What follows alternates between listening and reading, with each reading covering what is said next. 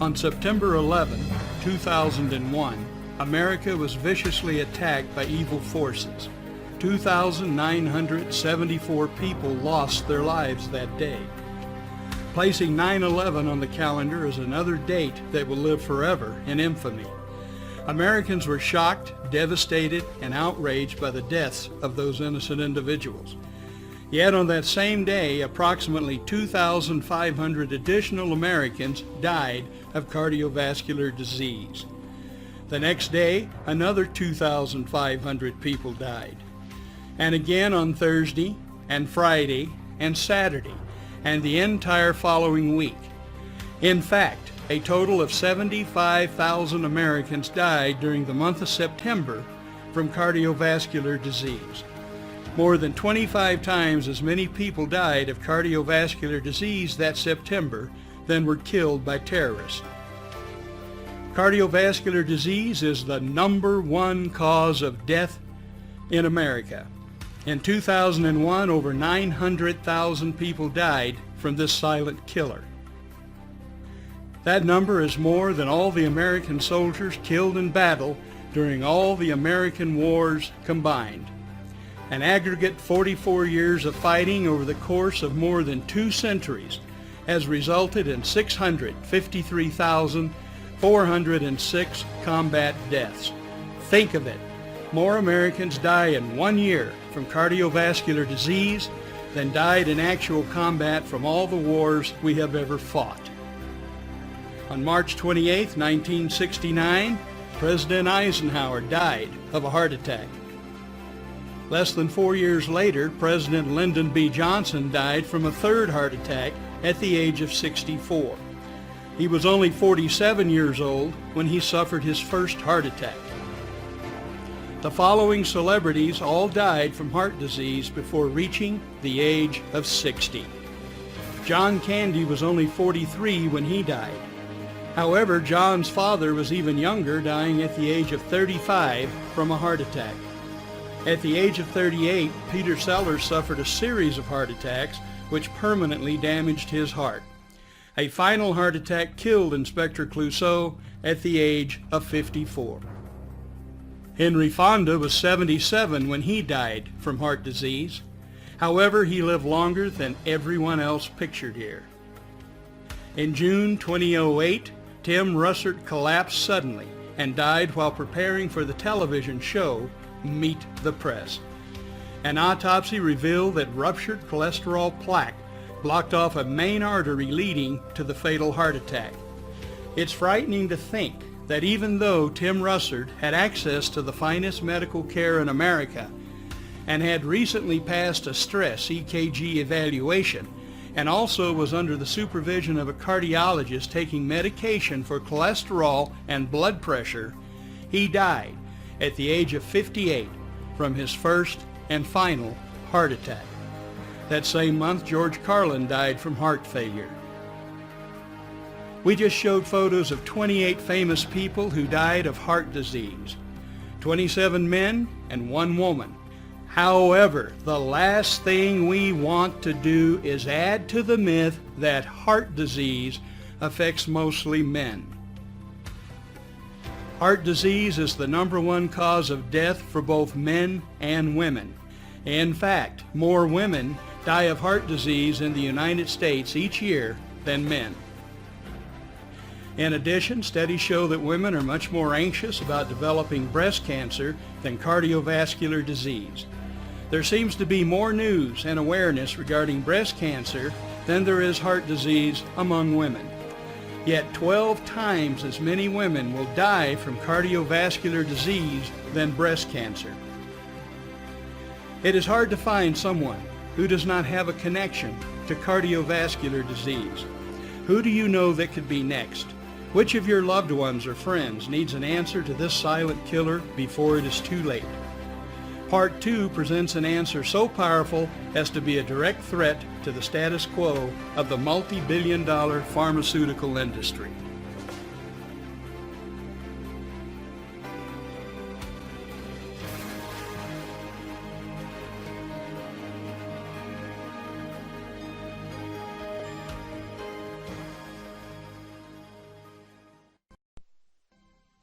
The Nobel Prize is considered the world's most prestigious prize. The nomination and selection process of a Nobel Prize winner is long and rigorous. It starts with a nomination of thousands of candidates whose names are scrutinized by experts until only the winners remain. Amazingly, it is not until the winners are announced that they even know they had been nominated. Every year since 1901, the Nobel Prize is awarded to those who, during the preceding year, shall have conferred the greatest benefit on mankind.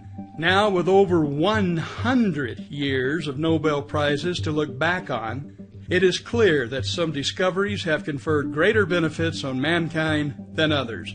The following 4 Nobel Prize winning discoveries are arguably among the best of the best. Nobel Prize number 1.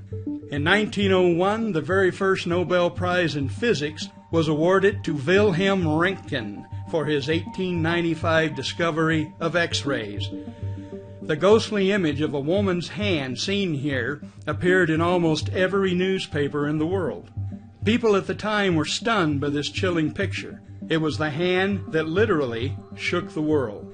Doctors, however, instantly realized that this new photographic technique could help them look inside the human body without surgery. Within weeks, they were using X-rays to diagnose broken bones and to find embedded bullets. On October 14, 1912, a man visiting Milwaukee, Wisconsin was shot by a saloon keeper. The bullet can clearly be seen in this X-ray. The man lived and carried that bullet with him for the rest of his life, dying 6 years later. The man was former President Theodore Roosevelt. Nobel Prize number 2. In 1923, the Nobel Prize in Medicine was awarded to Dr. Frederick Banting and Professor John McLeod for the discovery of insulin. Before this discovery, and for thousands of years, a diabetes diagnosis meant wasting away to a certain death. While insulin is not a cure, this medical discovery has and continues to save millions of lives worldwide. If you suffer from diabetes, you are alive today because of this medical miracle. Nobel Prize number 3. In 1945, the Nobel Prize in Medicine was awarded to Alexander Fleming, Ernst Chain, and Howard Florey for the discovery of penicillin and its curative effect in various infectious diseases. It was a discovery that would change the course of history, recognized as the most efficacious life-saving drug in the world. Many of you are here only because penicillin saved your life or the life of one of your parents or grandparents. Penicillin's ability to cure people of many once fatal bacterial infections has saved so many lives that it is easy to understand why it was once called a miracle drug. Rushed into production during World War II, there was enough penicillin on hand to treat every soldier who needed it. By the end of the war, it had saved millions of lives and had spawned a huge pharmaceutical industry. Last but not least, Nobel Prize number 4. The Nobel Prize discovery you are about to see, most people have never heard of. Yet it is just as powerful and as life-changing as the X-ray, insulin, and penicillin. It is one of the best of the best. This discovery has the potential of saving approximately 2,500 American lives per day and millions of lives worldwide each year. The Nobel Prize in Medicine for 1998 was awarded to 3 American scientists for their discoveries concerning nitric oxide as a signaling molecule in the cardiovascular system. So what does that mean? The medical benefits of these discoveries can be summed up in 4 words. No more cardiovascular disease. And this without drugs or surgery. Dr. John P. Cook, M.D., Ph.D., is head of Stanford Medical School's vascular unit. He wrote a book based on this Nobel Prize-winning science called The Cardiovascular Cure. This title alone speaks volumes. Seldom, if ever, do we hear the word cure coming out of the pharmaceutical industry. Treating the symptoms of a disease is far more profitable than finding a cure. On the back cover of this book we read, in 1998, the Nobel Prize was awarded to scientists for the discovery of a chemical produced in the lining of the blood vessels that keeps them free of plaque. Do you think the pharmaceutical industry wants you to know that there is a chemical produced in the lining of your blood vessels that keeps them free of plaque? Of course not. Nobel laureate Dr. Louis Ignarro, who also wrote a book based on his discovery. The title says it all. No more heart disease. Think of it. No more heart disease? What a bold statement. Yet the scientific proof is overwhelming. Don't take our word for it. Buy this book. Go to your local bookstore and buy this book. So why haven't you heard about one of the greatest Nobel discoveries in history until now? Hugh Downs and Bottom Line Books have the answer. Some of you may have seen this advertisement with Dr. Ignarro or have watched the TV broadcast. Bypass in a pill, wins Nobel Prize, then gets buried. Nobel Prize winner Dr. Louis Ignarro made a special appearance on the Hugh Downs broadcast to reveal the covered-up truth about this astonishing breakthrough. He's discovered a miracle molecule that could make bypass surgery, angioplasty, and blood pressure drugs obsolete. So why haven't you heard about this? The reason is, this amazing discovery has been killed by big money medicine, meaning big pharma. So how profitable is the drug industry? Marcia Angel, MD, is a senior lecturer at Harvard Medical School. She was the first woman to serve as editor-in-chief of the New England Journal of Medicine. She has written a revealing book titled The Truth About the Drug Companies, How They Deceive Us and What to Do About It. In her book she writes, the most startling fact about 2002 is that the combined profits for the 10 drug companies in the Fortune 500 were more than the profits for all the other 490 companies combined. It's all about the money. Cardiovascular disease is big business for the pharmaceutical industry. In 2007, statin drugs alone generated $34 billion in revenue to the drug companies. And according to the Journal of the American Medical Association, adverse drug reactions in the United States caused 1.5 million hospitalizations and 100,000 deaths, making it the fourth leading cause of death in the country. Twice as many people will die each year from adverse drug reactions than are killed from automobile crashes. To put it into perspective, it would be like a Boeing 767 fully loaded with passengers crashing every day of the year with no survivors. Do you think that would make the evening news? In the next presentation, we will illustrate how the discovered chemical produced in the lining of the blood vessels keeps them free of plaque. You will learn the most important determinant for your cardiovascular well-being, or lack of it, the buried truth the drug companies do not want you to know.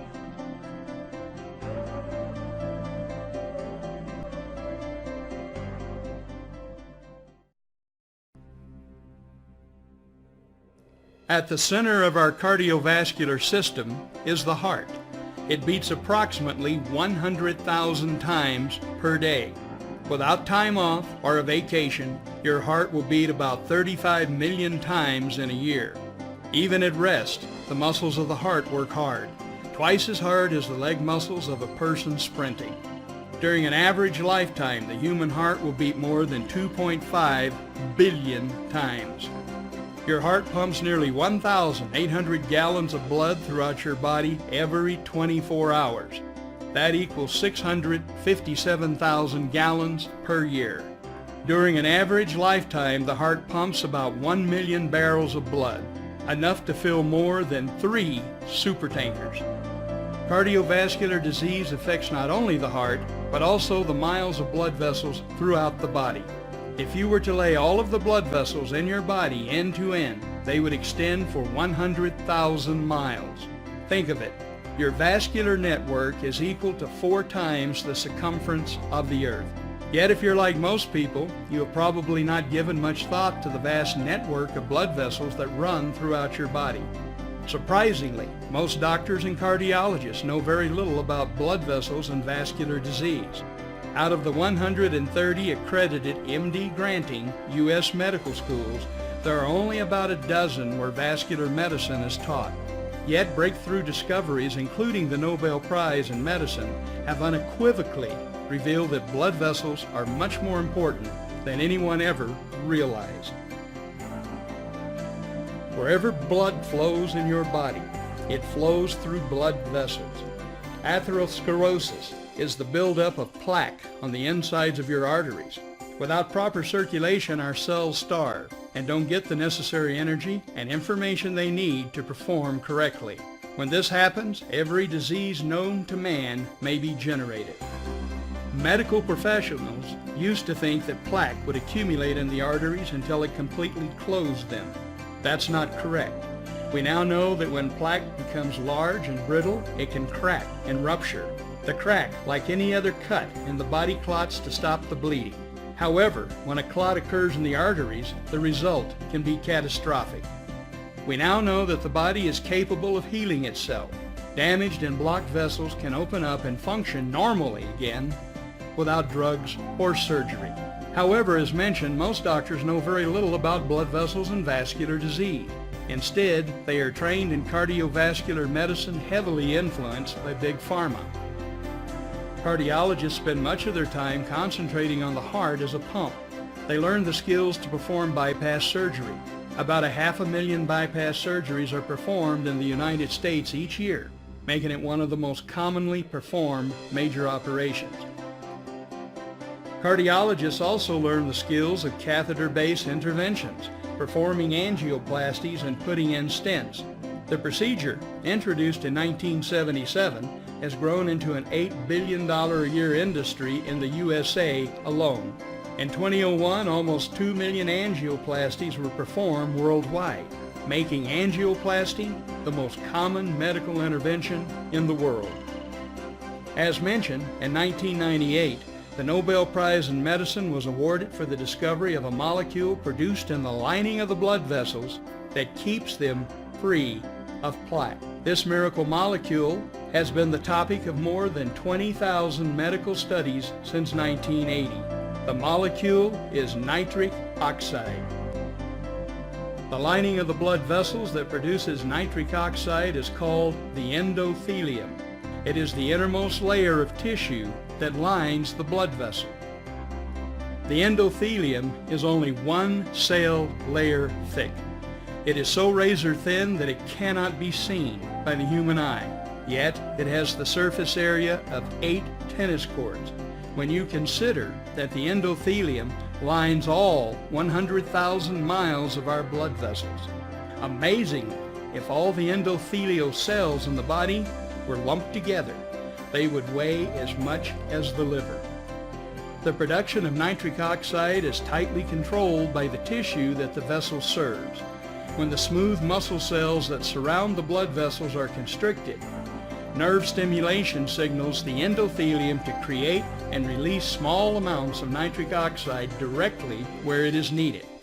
As a signaling molecule and as a gas, nitric oxide will diffuse freely through cell membranes. Nitric oxide signals the smooth muscle cells to relax and to open up. By causing blood vessels to open up, nitric oxide increases blood flow through them. Nitric oxide is the strongest natural relaxant of blood vessels.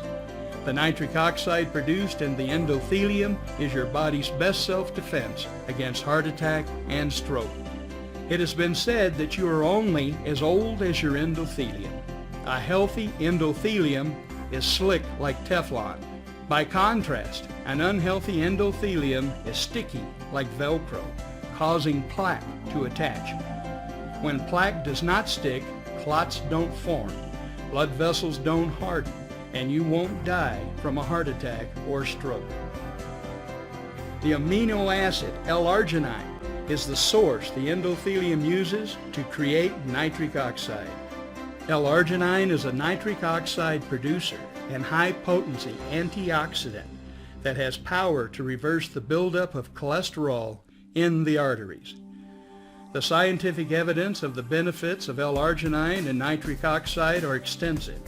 The research at Stanford, Harvard, University of South Carolina, National Cancer Institute, National Institute of Health, as well as most cardiovascular centers throughout the world, all point to L-Arginine and nitric oxide as perhaps the most important discovery ever in preventing heart disease.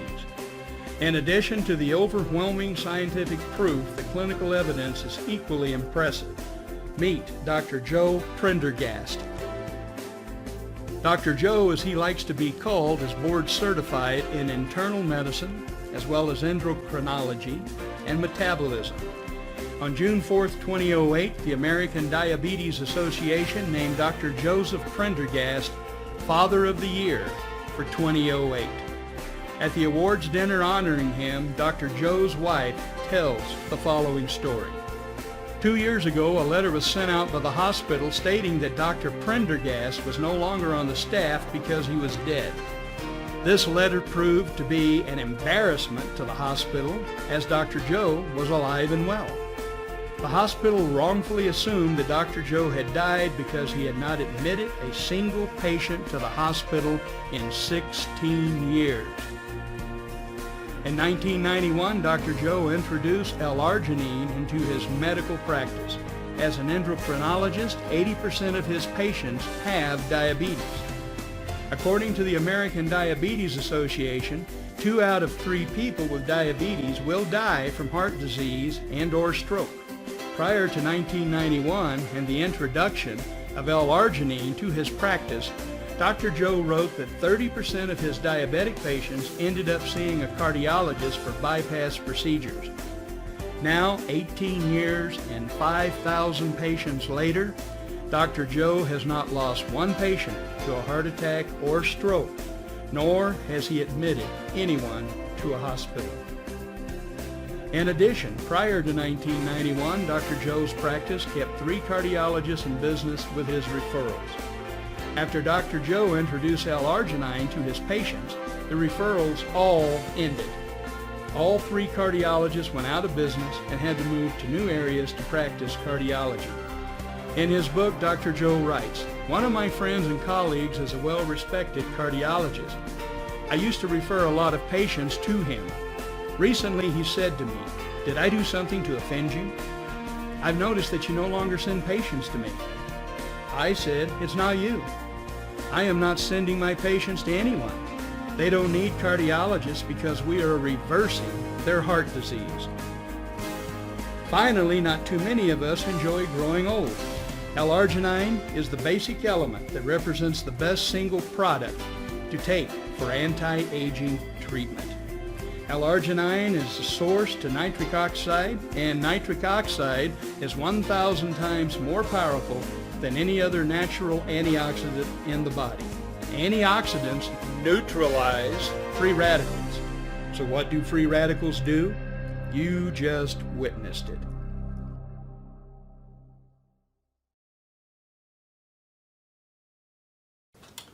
Our L-Arginine formulations are complete nitric oxide solutions. Complete means that they not only provide arginine and citrulline in proper ratios for nitric oxide production, but they also ensure that endothelial cells, that is the blood vessel linings of the body, are healthy and capable of producing nitric oxide in good quantities. This is important because studies have shown that persons over the age of 50 do not produce nitric oxide in sufficient quantities. The ingredients in L-Arginine address this issue by helping to repair the endothelial cells. They include numerous ingredients to repair those cells. Also, L-Arginine includes ingredients to prevent future damage of endothelial cells. This includes antioxidants that will quench free radicals produced during production of nitric oxide, and ingredients that will lower blood sugar. Blood sugar is a damager of endothelial cells as well as free radicals. In conclusion, L-Arginine will help ensure that nitric oxide production is high by having endothelial cells that will produce it and providing the ingredients necessary for producing it, and preventing future damage to endothelial cells so that one can maintain a healthy and flexible cardiovascular system for one's entire life.